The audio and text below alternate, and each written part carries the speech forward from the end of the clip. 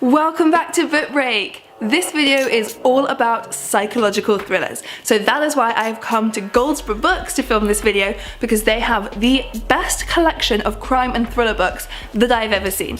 Literally this entire room I'm standing in is just full, floor to ceiling, with crime and thriller books, which for a thriller fanatic like me is pretty much heaven. So when you're looking to buy your next thriller, I cannot recommend enough, Goldsborough Books is such a good place to shop. But I'm going to tell you in this video about 11 of the best new psychological thrillers that you might not have read yet, but that you really should. So the first book on my list is a super exciting thriller that has just come out. This is An Anonymous Girl by Greer, Hendricks and Sarah Pkerman.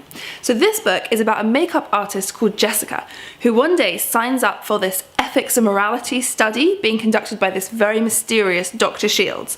And at first, all she has to do is go to this room and answer questions about her morals on a computer. But the questions start to get really personal, and before long, Dr. Shields is actually telling Jessica where to go, what to wear, and who to meet. And as Jessica reveals more and more about her own past, you start to wonder how she is ever going to get out of the web of manipulation that she has become trapped in. Really, really good creepy one that will have you constantly questioning yourself and wondering what you would do in that situation, which for me is just the perfect sign of a great thriller. Next, I've got a really fun, fast-paced one, and this is The Temp by Michelle Francis. So this is great for fans of the TV show The Replacement, but it's a really fun, subversive twist on that. So the premise is similar. It's about a TV producer called Carrie who goes on maternity leave, and a temp named Emma comes in to fill her shoes. And Carrie is really nervous that people are liking Emma a bit too much and that Emma might want to steal her job more permanently.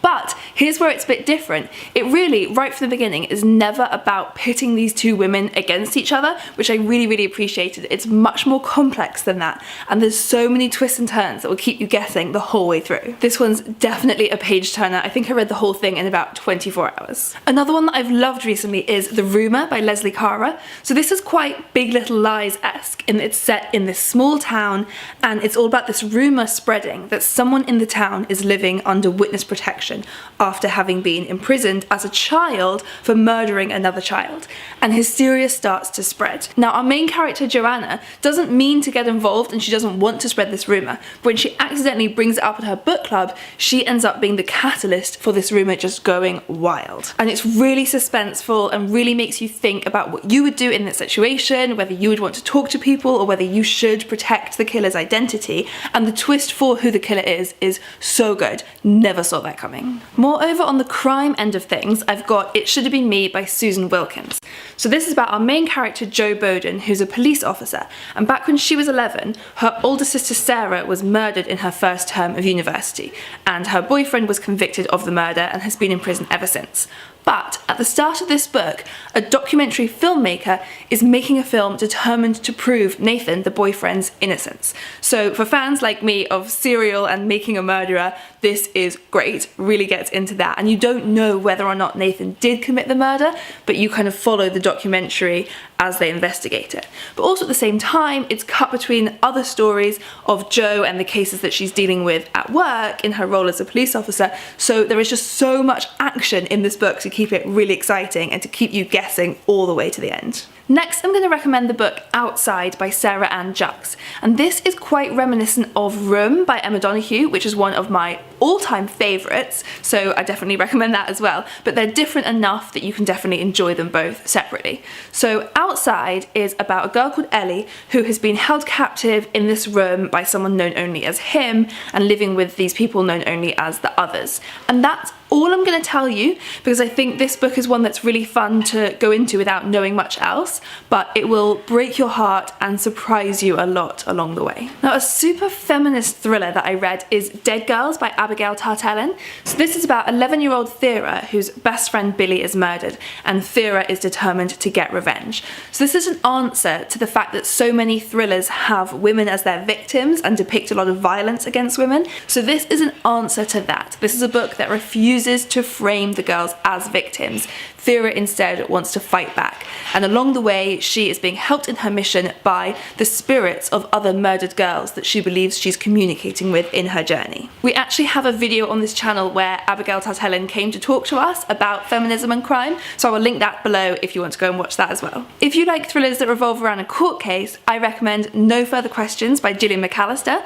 Now, Gillian Mcalister is a lawyer, which explains why she is so good at writing crime, and she's written a few, and her latest is No Further Questions, which revolves around these two sisters, Martha and Becky. And Martha leaves her 8-week-old baby in the care of Becky, and then Becky is arrested for the murder of the baby. And these two sisters have always been incredibly close, but suddenly all the evidence is pointing to Becky as having murdered Martha's baby. So it's absolutely gripping, will keep you guessing the whole way, but it's also this really moving story of the relationship between the two sisters. Now I've got a light-hearted one next, because thrillers are a really broad genre and they don't have to be all doom and gloom and murder. So this is The Man Who Didn't Call by Rosie Walsh, and I love this idea. It's a thriller based on the idea of being ghosted. So Sarah has this whirlwind romance with Eddie, and they're literally like planning their future together until he goes off on holiday and then never calls her again. And all of her friends are just trying to convince her that she's being ghosted. We've all been there, it happens, but she is convinced that something more sinister has happened. And you get really into her head as she's like stalking Eddie on Facebook, seeing when he was last online, seeing when he's read her messages. It's stuff that we've all done and we can all relate, and we're trying to convince ourselves that we haven't just been ghosted, but this time there actually is something more mysterious going on. Now, another one that's light-hearted but much more back in the murdery side of things is Murder Trending by Gretchen Mcneal. This is a really fun, tongue-in-cheek thriller that's set in the not-too-distant future when there's this prison called Alcatraz 2.0, where everything is live-streamed and millions of Americans tune in constantly to watch criminals being brutally murdered by executioners with really cute nicknames like Molly Mauler and the Gucci Hangman. So our main character Dee has been sent to this prison for the murder of her stepsister, but here's the thing, she's innocent. And a lot of the other people on the island say that they're innocent too. And then a couple coming up this year that you can pre-order. I've got The Neighbour by Fiona Cummins. Now this one is properly terrifying. This one had me not able to sleep at night. It's so good. So it's about a family who move into a new neighbourhood where there has been a recent spate of killings, all done by the serial killer that the press are nicknaming the Doll Maker. And we get the perspectives of lots of the different people living in the neighbourhood and find out the secrets hiding behind each of their front doors. And they're all really creepy, so you end up suspecting each of them at some point, but the real identity of the killer still comes as a really good surprise. I really loved this one and I really recommend it, but just be prepared to never feel safe around any of your neighbours ever again. Small price to pay for a really good book. And finally, my 11th book is A Nearly Normal Family by M.T. Edvardsen. Now this one is the story of what happens to a seemingly normal family after their teenage daughter is accused of murder. And it's told in this really unusual 3-part structure, divided up into one for each member of the family. And each bit reveals a different side to the story and more information, but also more about what the members of the family really think of each other and how far they would each go to protect the people they love. And there's just so many twists. This book keeps throwing new information at you, literally right up until the last page. So those are the 11 thrillers that I think everyone's going to be talking about this year. But do leave me a comment with your favourite thriller that you've read recently. And also do come to visit Goldsboro Books. I will put the link to their website in the description so you can find them to come and check out their amazing thriller section. And of course, do give this video a thumbs up if you liked it, and subscribe to this channel because we post new videos every Thursday. And next week we're on a mission to pair you with your perfect book. See you next time!